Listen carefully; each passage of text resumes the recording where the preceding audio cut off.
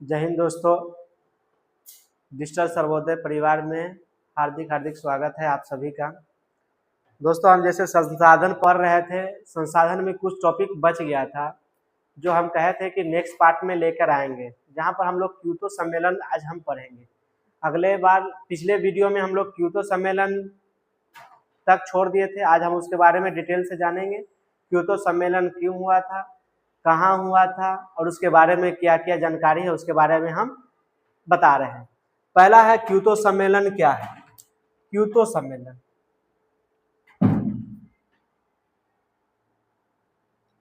कह रहा है क्योतो सम्मेलन 1997 जापान में हुआ था।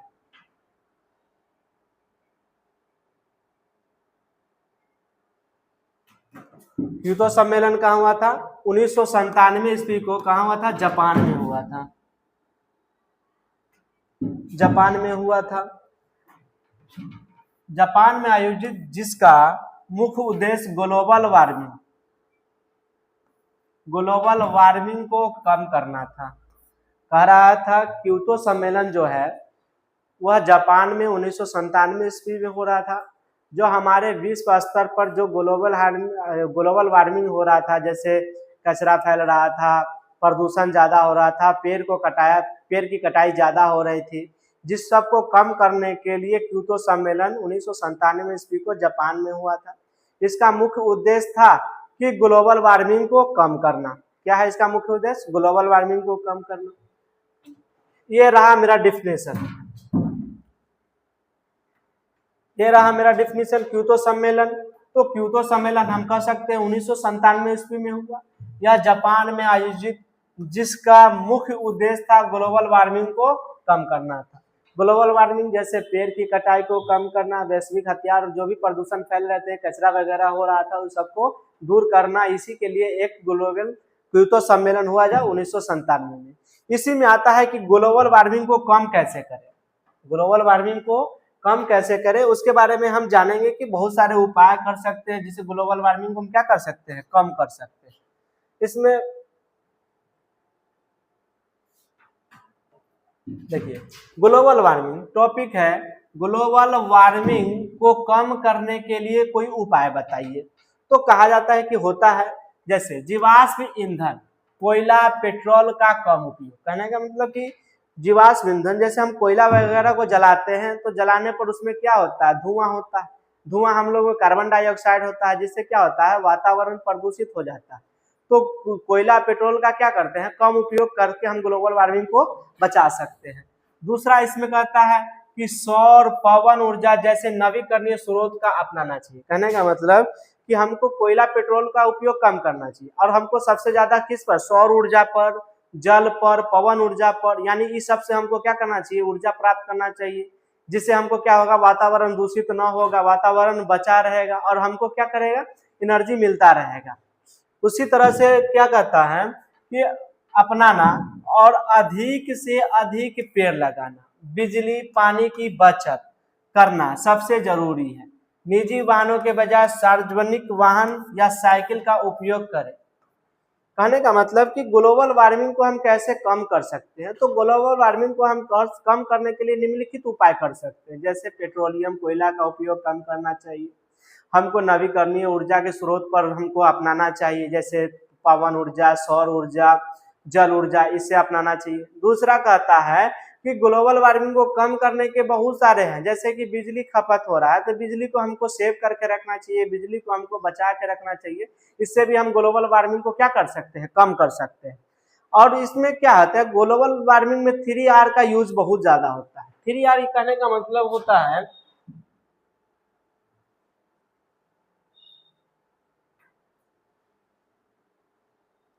कहने का मतलब होता है रिड्यूस, रीयूज, रिसाइकलिंग। कम करे, दोबारा उपयोग करे, कम करे, दोबारा उपयोग करे। ये क्या है? 3R का मतलब होता है। इसी में है पुनर्चक्रण करे, सिद्धांत के अपनाना है। कहने का मतलब ग्लोबल वार्मिंग को हमको कम करना है। क्योतो सम्मेलन 1997 जो हुआ था, इसका मुख्य उद्देश्य था कि पृथ्वी पर विश्व के स्तर पर जो फैल रही प्रदूषण है, जो हमारे विश्व में फैल रहा है, कचरा वगैरह है, इस सबको क्या करना है? कम करना है। इसलिए क्योतो सम्मेलन हुआ। क्योतो सम्मेलन में जीवाश्म ईंधन को कम उपयोग करने का विचार किया, नवीकरणीय ऊर्जा पर जोर दिया, कहे कि आप नवीकरणीय ऊर्जा कीजिए जिससे प्रदूषण कम होगा, पृथ्वी पर संतुलन बनाए रखेंगे, और यहाँ पर ज्यादा से ज्यादा पेड़ लगाना चाहिए जिससे हम ग्लोबल वार्मिंग को कम कर सकते हैं। इसी में 3R का बहुत वैल्यू होता है। 3R कहने का मतलब यहाँ पर 3R है। 3R कहने का मतलब रिड्यूस यानी कि इसको कम करें, रियूज यानी कि दोबारा उपयोग करें, और रिसाइकलिंग यानी कि इसको फिर जो भी कचरा हम फेंकते हैं इसको पुनर्चक्रण के द्वारा क्या करें, तैयार करते हैं। हम यहाँ पर लिख दिए रिड्यूस, रीयूज, रिसाइकलिंग। इसका मतलब होता है हिंदी में कम करे, दोबारा उपयोग करे, तीसरा है पुनर्चक्रण।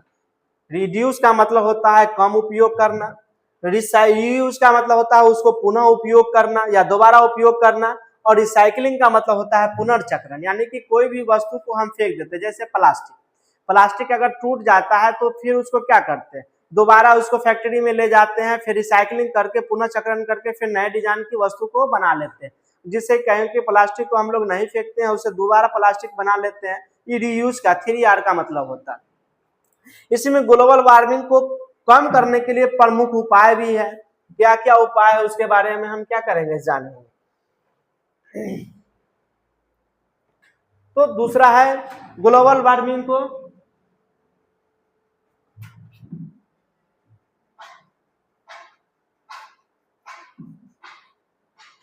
तीसरा है कि ग्लोबल वार्मिंग, यहां से मेरा एक टॉपिक बन जाता है। ये टॉपिक है कि ग्लोबल वार्मिंग कम करने के प्रमुख उपाय बताए, यानी कि आप जो ग्लोबल वार्मिंग को कम करना है उसको प्रमुख उपाय क्या है।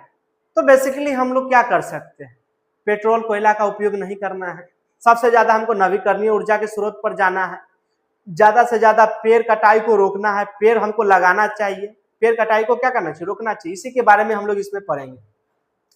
पहला नवीकरणीय ऊर्जा का उपयोग, यानी कि कोयला और तेल के बजाय सौर, पवन और जल विद्युत ऊर्जा का उपयोग करना चाहिए। पहले कह रहे हैं, यानी कह रहा है कि नवीकरणीय ऊर्जा का उपयोग करना है। नवीकरणीय किसके बजाय, कोयला पेट्रोल का उपयोग न करके हमको सौर ऊर्जा, पवन ऊर्जा, जल विद्युत इस सब का क्या करना चाहिए, हमको उपयोग करना चाहिए। दूसरा, इसी को कहते हैं रिन्यूएबल एनर्जी, इस्तेमाल बढ़ाए। ये रिन्यूएबल करने का मतलब जो एक बार उपयोग कर लेते हैं उसको पुनः प्राप्त करने वाले एनर्जी को रिन्यूएबल एनर्जी कहा जाता है, रिन्यूएबल ऊर्जा कहा जाता है। इसी में दूसरा पॉइंट है, एक चीज हम उसमें ग्लोबल का मुख्य पढ़ा रहे थे तो कहा था कि बिजली को बचाना है, सेव करना है। तो कहने का मतलब इसी में है, दूसरा टॉपिक में ऊर्जा की बचत। पहले हम लोग के घर में 100 वाट का बल्ब हुआ करता था। कितना वाट का, 100 वाट का बल्ब हुआ करता था, लेकिन वो क्या करता था, ज्यादा एनर्जी को कंजप्शन करता था। एक 9 वाट का बल्ब लेते हैं, एक 100 वाट का बल्ब लेते हैं, तो 9 वाट का जहां हमारा 2 यूनिट खत्म करता था तो 100 वाट का अकेले 5 यूनिट 7 यूनिट खत्म करता था, जिसके कारण हम लोग क्या करें कि रेड बल्ब जो होता है उसको क्या करते हैं, 100 वाट वाले बल्ब को हटा दिए हैं। अभी सभी के घर में 9 वाट, 8 वाट, 7 वाट, 6 वाट, 5 वाट के जो बल्ब, एलईडी बल्ब लगे हुए होते हैं, व्हाइट बल्ब जिसको कहा जाता है, वो एनर्जी को क्या करता है, बहुत कम खपत करता है। तो वही कहता है एलईडी बल्ब का उपयोग करें, उपयोग न होने पर लाइट पंखा बंद कर दे। कहने का मतलब कि अगर हमारे बिजली की आवश्यकता हो रही है, जैसे हमको अभी गर्मी लग रही है तो पंखा चला दें, अगर हम इसको रूम से बाहर निकलते हैं वो पंखा को क्या कर देना चाहिए, बंद कर देना चाहिए, जिससे हमारा बिजली क्या होगा, सेव होगा, बिजली की बचत होगा। इसी में कहता है बिजली बचाने वाला उपकरण का चयन करें, यानी कि अगर हम कोई भी वस्तु अगर घर में लगाते हैं, बिजली, मान लीजिए कि मनुष्य तो है, मनुष्य तो गलती होती रहती है, भूल चूक होती रहती है, तो हम अपने घरों में सेंसर लगाना चाहिए। सेंसर करने का मतलब कि अगर हम यहाँ रूम से निकल रहे हैं तो वो ऑब्जर्व कर ले कि यहाँ पर कोई बंदा नहीं है, वो कटआउट अपने आप गिर जाए। कटआउट करने का मतलब वो अपने आप लाइट कट जाए और वह पंखा का जो बटन है, स्विच है, वो ऑफ हो जाए, जिससे बिजली क्या होगा, बचत होना चाहिए। इसी को कहता है कि उपकरण लगाने के लिए नए नए तकनीक लगाना चाहिए। दूसरा कहता है, तीसरा पॉइंट कहता है यातायात में बदलाव, पेट्रोल डीजल कारों की जगह इलेक्ट्रिक वाहनों का प्रयोग करें। कहने का मतलब कि जो हमारे गांव में, शहरों में, दिल्ली वगैरह, मान लीजिए दिल्ली में बहुत प्रदूषण है, क्योंकि वहाँ इतना गाड़ी है, क्योंकि वह हमारे देश की राजधानी है। राजधानी में ऐसे बहुत गाड़ी चलती है, वहाँ पर सभी लोग वहाँ पर अपना बिजनेस वगैरह करने जाते हैं, तो वहाँ पर बहुत सारा प्रदूषण हो रहा था। प्रदूषण होने का मुख्य कारण था पेट्रोल डीजल की गाड़ी चलती थी, और एक दिन में लाखों करोड़ों गाड़ी चलती है, जिससे वातावरण प्रदूषण हो जाता है। तो इसके बजाय क्या कहा गया कि आप पेट्रोल डीजल का उपयोग न करें, आप इलेक्ट्रिक वाहनों का उपयोग करें, बैटरी या ई रिक्शा का प्रयोग करें, जिससे क्या होगा, हमारा वातावरण सुरक्षित रहेगा, ग्लोबल वार्मिंग को बचा सकते हैं। यही इसमें है, यातायात पेट्रोल डीजल कारों की जगह इलेक्ट्रिक वाहनों का प्रयोग करें, कारपूल करें या सार्वजनिक परिवहन बस मेट्रो का उपयोग करें। कहने का मतलब कि अगर आप कहीं जा रहे हैं तो आप अपने कार से न जाइए, सार्वजनिक बसें चलती है, सार्वजनिक गाड़ी चलती है, उससे आप सहयोग लिए उनका साधन का इस्तेमाल करें, जिससे ग्लोबल वार्मिंग को क्या कर सकते हैं, कम कर सकते हैं। कहने का मतलब कि हम कहीं जा रहे हैं और जा रहे हैं तो उसी रूट में अगर हाँ सरकार सार्वजनिक कार चलती है, पैसा उतना ही खर्च होता है, लेकिन क्या होता है, एक्स्ट्रा गाड़ी चलती है तो एक्स्ट्रा प्रदूषण होता है, जिसके कारण हम क्या कर सकते हैं, ग्लोबल वार्मिंग को नहीं बचा सकते। उनको बचाने का है कि हमको सार्वजनिक बस मेट्रो का उपयोग करना चाहिए।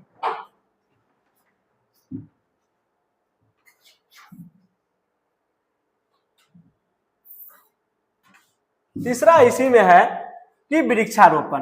पहले हम कह दिए थे कि अगर हमको ग्लोबल वार्मिंग को बचाना है तो हमको वृक्ष की कटाई को रोक देना चाहिए। वृक्ष की कटाई पर हमको रोकना है, उसको हमको जरूरी समझना चाहिए, प्रबंध करना चाहिए कि वृक्ष काटने से हमको क्या क्या हानिकारक होता है, क्या क्या हमको लाभ नहीं प्राप्त होता है, इसके बारे में हम जानते हैं, पढ़ेंगे। कहने का मतलब वृक्षारोपण, अधिक से अधिक पेड़ लगाए, क्योंकि वे कार्बन डाइऑक्साइड को सोखते हैं। कहने का मतलब कि अगर वृक्ष ना रहेगा तो जो हम लोग सांस लेते हैं और सांस लेने के बाद जो हम लोग कार्बन डाइऑक्साइड छोड़ते हैं तो वातावरण उसको सोखेगा क्या, तो सोखता है, यानी कि हम लोग जो गैस छोड़ते हैं उसको एब्जॉर्ब पेड़ कर लेता है, जिसके कारण क्या होता है, वातावरण में कार्बन डाइऑक्साइड की मात्रा बहुत कम जाती है। अगर पेड़ काट देंगे तो कार्बन डाइऑक्साइड की मात्रा ज्यादा हो जाएगी, तो हम लोग को दम घुटने की बीमारी भी हो सकती है, तो उसके कारण हम मृत्यु भी हो सकता है दम घुटने से।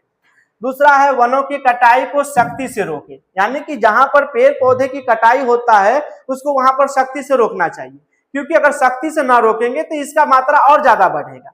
इसलिए तो हमारे देश में कुछ वर्षों 1960 के दशक में चिपको आंदोलन हुआ था। चिपको आंदोलन भी इसी से संबंधित है, पेड़ों की कटाई से, क्योंकि पेड़ की कटाई हो जाने के कारण वहां के वातावरण का असंतुलन बिगड़ जाता है। संतुलन क्या हो जाता है, बिगड़ जाता है, वहां पर हानिकारक गैसें हो जाती है, गैसें उत्पन्न हो जाती है, जिससे पेड़ पक्षी जो भी रहते हैं पेड़ों पर वो अपना स्थान बदल लेते हैं, जिसके कारण उसके भी मृत्यु हो जाती है।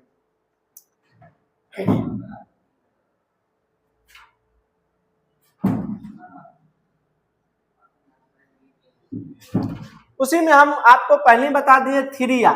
3 का मतलब होता है रिड्यूस, रीयूज, रिसाइकल। कहने का मतलब हम 3R में आपको बताए थे, कचरे को कम करने की चीजों को दोबारा उपयोग और पुनर्चक्रण को क्या कहते हैं, 3R कहते हैं। कहने का मतलब रिड्यूस, रीयूज, रिसाइकलिंग, यानी कि कोई भी सामान को हम यूज कर लेते हैं, उसको फेंकते नहीं, फिर उसको दोबारा यूज करते हैं, फिर उसको फैक्ट्री में ले जाकर फिर उसको बनाकर नया सामान बना लेते हैं, उसको रिसाइकलिंग कहते हैं, चाहे उसको पुनर्चक्रण कहते हैं। देख लीजिए सिद्धांत में क्या है, कचरे को कम करें, यानी कि जो भी हमारा जो सामान होता है, जो भी हम उसका इस्तेमाल कर लेते हैं, उसको कचरा में नहीं फेंकते हैं, उसको दोबारा यूज करना। इसी को रिड्यूस, जो चीजों का दोबारा उपयोग करते हैं उसको रीयूज, और पुनर्चक्रण को क्या कहते हैं, रिसाइकलिंग कहते हैं। ये 3R का सिद्धांत है। इसमें किसी को दिक्कत होगा तो बता देना। अगला हम इसी में चलते हैं, अगला टॉपिक प्लास्टिक का कम उपयोग। कहने का मतलब जो भी प्लास्टिक का सामान हम पन्नी वगैरह उपयोग करते हैं, इसका उपयोग क्या करना चाहिए, कम करना चाहिए। अगर उसको हम खुले स्थान में छोड़ देते हैं तो उसको सड़ने गलने में बहुत समय लगता है, जिसके कारण क्या होता है, हमारे खेतों में बंजर भूमि हो जाती है, जिसके कारण फसल नहीं उग पाते हैं। ये सब क्या है, प्लास्टिक का दुष्प्रभाव। प्लास्टिक के कारण भूमि, पानी, ये सब क्या हो जाता है, प्रदूषित हो जाता है, दूषित हो जाता है। इसमें भी वही लिखा होगा, प्लास्टिक प्रदूषण को कम करने के लिए इको फ्रेंडली विकल्प को चुने। इको फ्रेंडली करने का मतलब जो तुरंत खत्म हो जाए वैसा चीज को चुनना चाहिए। जैसे हम लोग अभी पढ़े थे कपड़े वाली चीज, कपड़े वाली वस्तु, कुछ दिन पहले हमारे देशों में यह लागू हुआ था कि अभी प्लास्टिक बंद हो जाएगी और इको फ्रेंडली वाली जो काम होगी जो तुरंत गल जाता है, वैसा वस्तु को हमको इस्तेमाल करना चाहिए जिसको इको फ्रेंडली कहा जाता है। अब उसके बाद है जागरूकता बढ़ाना, यानी कि अब हमको ग्लोबल वार्मिंग को कम करने के लिए हमको क्या करना चाहिए, जागरूकता बढ़ाना चाहिए कि इससे हमको क्या क्या हानिकारक होता है, हमको इससे क्या लाभ होगा, अगर ग्लोबल वार्मिंग कम होगा तो हमारे लिए बेनिफिट होगा, इसके बारे में हम पढ़ेंगे। जागरूकता बढ़ाए, लोगों को जलवायु परिवर्तन के खतरों के बारे में बताए और पर्यावरण संरक्षण के लिए प्रेरित करें। कहने का मतलब जागरूकता यानी कि लोगों को जलवायु के बारे में बताना चाहिए और पर्यावरण संरक्षण के बारे में बताना चाहिए कि क्योंकि पर्यावरण को हमको संरक्षण क्यों करना है, पर्यावरण हमारे लिए संरक्षण क्यों जरूरी है। इसको हम लोगों को जब तक ना बताएंगे तब तक लोगों को पता ना चलेगा कि हमारा जो पेड़ क्यों काटे जा रहे हैं, पेड़ काटने से क्या लाभ है। अवश्य पेड़ अगर काटते हैं तो हमारे बहुत सारा गर्मी पड़ती है, पेड़ काटने से वर्षा नहीं हो पाती है ठीक समय पर, पेड़ काटने से मिट्टी भी क्या होती है, खराब हो जाती है। ये सब क्या है, दुष्प्रभाव है। तो ग्लोबल वार्मिंग को कम करने के लिए लोगों को जागरूक होना जरूरी है। उसके बाद आता है पानी का संरक्षण। पानी का भी क्या करना चाहिए, बचाव करना चाहिए। पानी भी क्या है, नवीकरणीय संसाधन है, हम जानते हैं कि वह दोबारा प्राप्त हो जाता है, लेकिन हमको पानी का संरक्षण करना चाहिए। तो पानी का संरक्षण कैसे करना चाहिए, हमको पानी को बर्बाद नहीं करना चाहिए, पानी को हमको दूषित नहीं करना चाहिए। ये सब क्या है, पानी को हम बचा सकते हैं। तो कम पानी का उपयोग करें और वाटर प्यूरिफायर का सही इस्तेमाल करें। कहने का वाटर प्यूरिफाई करने का मतलब कहीं पानी पीने योग्य ना हो तो वहां पर वाटर प्यूरिफाई करने का मतलब पानी को अच्छे तरह से सप्लाई करना चाहिए। जो पानी अगर पीने योग्य ना हो उसको पीने योग्य को बनाना चाहिए, इसी को वाटर प्यूरिफाई कहा जाता है। इतना में किसी को दिक्कत तो बता देना पीछे से।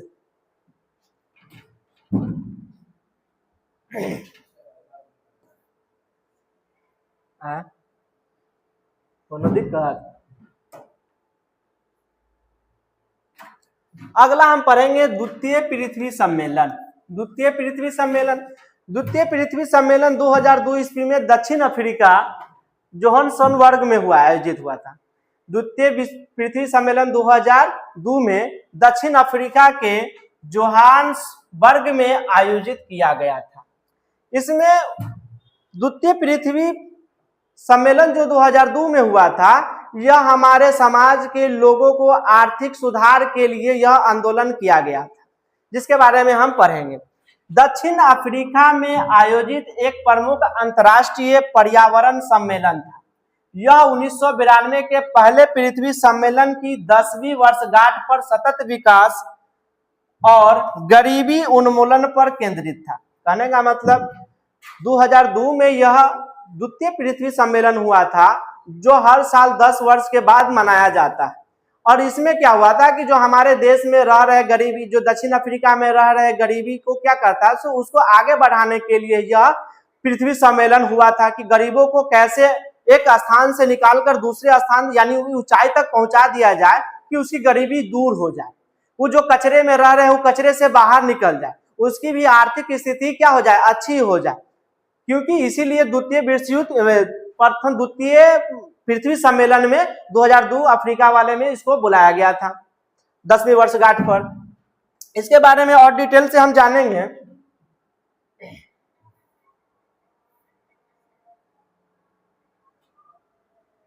द्वितीय पृथ्वी सम्मेलन की मुख्य बातें हैं, पता है यहाँ पर द्वितीय पृथ्वी सम्मेलन की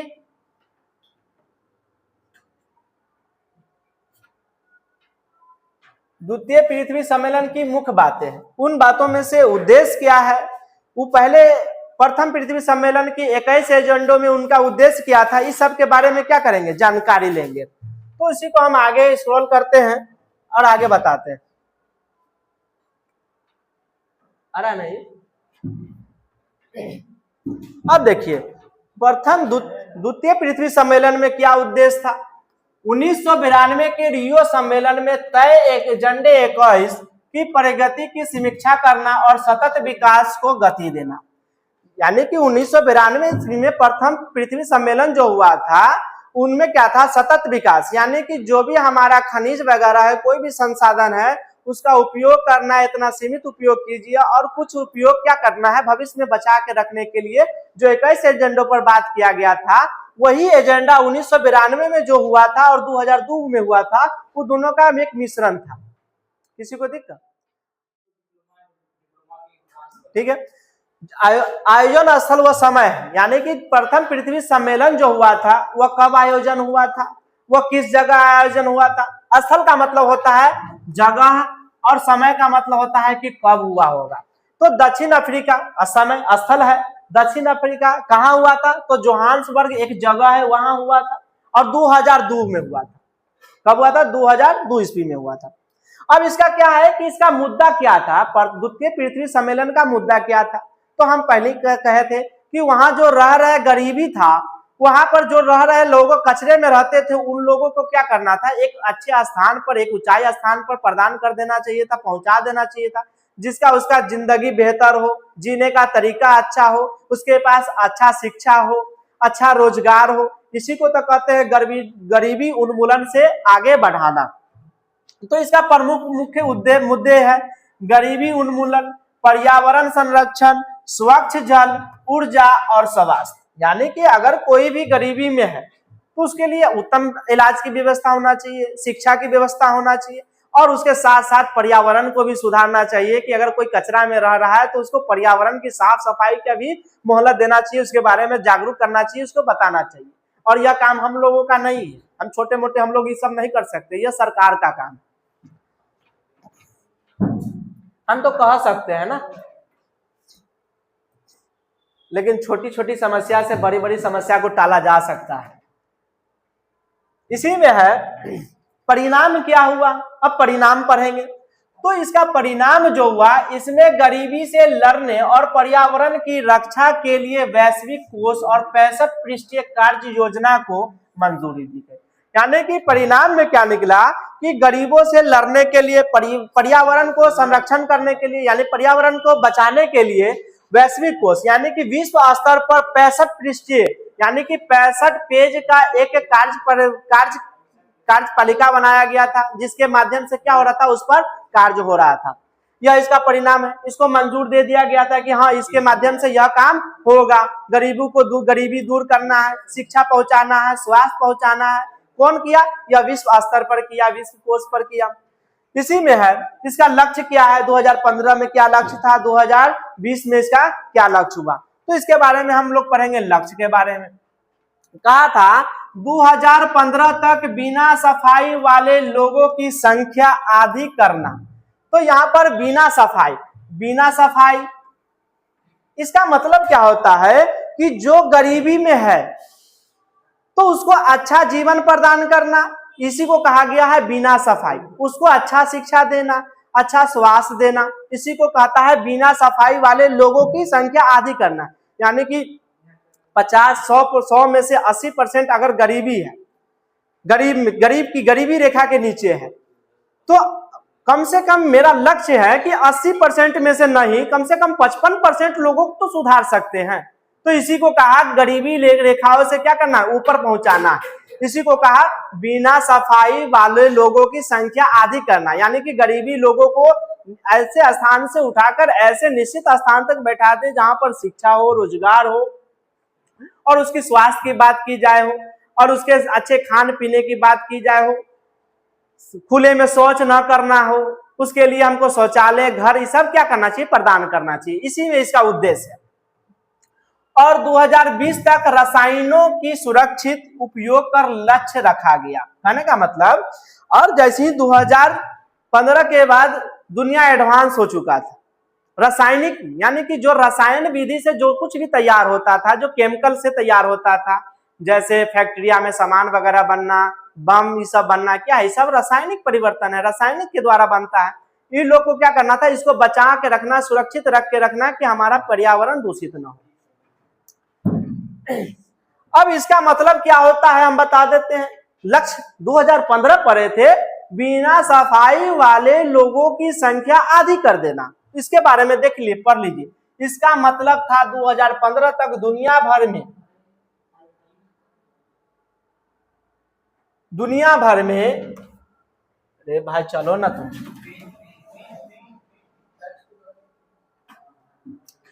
कहने का मतलब है हम 2015 में बोले थे बिना सफाई वाले लोगों को संख्या दी, तो इसका मतलब पढ़ लीजिए, ये भी एक पॉइंट है।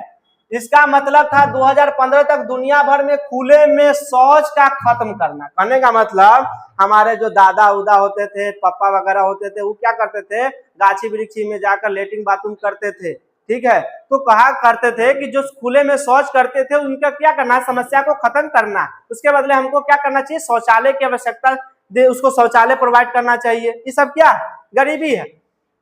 और लोगों को साफ पानी और सुरक्षित शौचालय की सुविधा प्रदान करना, इसका लक्ष्य बीमारियों को कम करना और जीवन स्तर को ऊपर उठाना था। हम पहले कहे थे कि 2015 में जो कहा था कि सब बिना सफाई वाले लोगों की जीवन स्तर को ऊंचा बनाना है, उसको ऊंचा रखना है, जिसके कारण क्या होगा कि हमारा जिंदगी बेहतर होगा। अगर हम शिक्षित होंगे तभी तो हमारा जीवन बेहतर होगा। तो जीवन को बेहतर बनाने के लिए शिक्षा, स्वास्थ्य, रोटी, कपड़ा, मकान सभी की जरूरत है। और 2015 में बोला गया था कि जिसके पास भी अगर कुछ भी समस्या हो तो सरकार उसका निवारण करेगी, लेकिन हमारे सरकार तो निवारण किया नहीं। लेकिन 2022 में कर दिया गया था कि हर घर घर शौचालय दिया। इस मोदी जी के कारण हुआ था ये चीज। तो यही 2015 का लक्ष्य था। कहा 2015 में दुनिया भर में खुले में शौच को खत्म करना, यानी कि जो शौचालय करते थे उनको खत्म करना, और लोगों को साफ पानी यानी कि अच्छा पानी हमको देना चाहिए था, क्योंकि उसके बीमारी कम हो, और सुरक्षित शौचालय की सुविधा प्रदान करेगा। तो सुविधा सबको कौन देगा, कोई एक आदमी तो दे नहीं सकता है। क्या है कि अभी जो हमारे बिहार की जो जनसंख्या है लगभग 20 करोड़ से ज्यादा है। इसका लक्ष्य बीमारी को कम करना था, यानी कि जो 2015 का लक्ष्य था गरीबी उन्मूलन से लड़ना, यानी कि उनको ऐसे ऐसी वस्तु चीज प्रदान करना, शिक्षा प्रदान करना, शौचालय प्रदान करना, अच्छा पानी, अच्छा खाना, अच्छा सब कुछ प्रदान करना, जिससे क्या करते हैं उसको जड़ से खत्म कर दें और बीमारी से दूर रहे। इसका लक्ष्य था 2015 का। और 2020 का लक्ष्य क्या है उसके बारे में अब हम जानकारी देते हैं।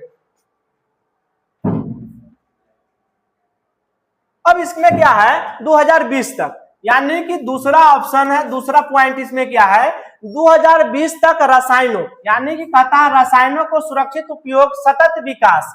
इसका मतलब है कि कृषि, उद्योग, घरेलू उपयोग में आने वाली हानिकारक रसायनों जैसे CFS कीटनाशक के प्रबंधन को सुरक्षित बनाना, ताकि वे पर्यावरण और मानव स्वास्थ्य को कम से कम करे। कहने का मतलब है कि 2020 जो था उसमें क्या था, सतत विकास की प्रधारणा को कहते हुए कि हमको कोई भी चीज करना है उस दायरे में करना है जिससे हमारा पर्यावरण बिगड़े ना, पर्यावरण का संतुलन बिगड़े ना, और उसको भी बचा के रखना, कृषि को भी बचा के रखना है।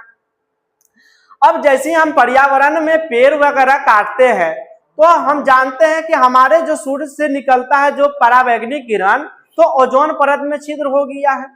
छिद्र होने का कारण है क्लोरोफ्लोरोकार्बन, CFC का फुल फॉर्म होता है क्लोरोफ्लोरोकार्बन। इसी कारण से क्या हो गया, ओजोन में छिद्र हो गया, जिससे कारण क्या होता है कि हमारे शरीर पर सीधे क्या करता है वो रे पड़ता है, जिससे हमारा शरीर में त्वचा कैंसर हो जाता है, शरीर खराब हो जाता है, अंग खराब हो जाते हैं। ये सब क्या है क्लोरोफ्लोरोकार्बन से। ये अगर आप पढ़ना चाहते हैं तो जो हमारे साइंस के टीचर है ना इसके बारे में बहुत अच्छा से पढ़ाते हैं, ठीक है। क्लोरोफ्लोरोकार्बन आप देख लीजिएगा, अविनाश सर है ना बहुत अच्छे पढ़ाते हैं साइंस, उनसे इस टॉपिक के बारे में आप कमेंट बॉक्स में डाल दीजिएगा, वो क्लियर कर देंगे। और क्या कहा कि मानव स्वास्थ्य को क्या करना है, अच्छा करना है, मानव स्वास्थ्य को बचा के रखना है। ये 2020 का था।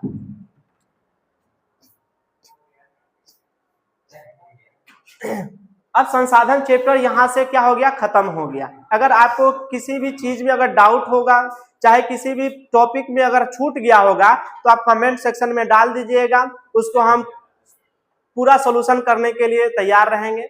तब तक के लिए थैंक यू। जय हिंद, जय भारत।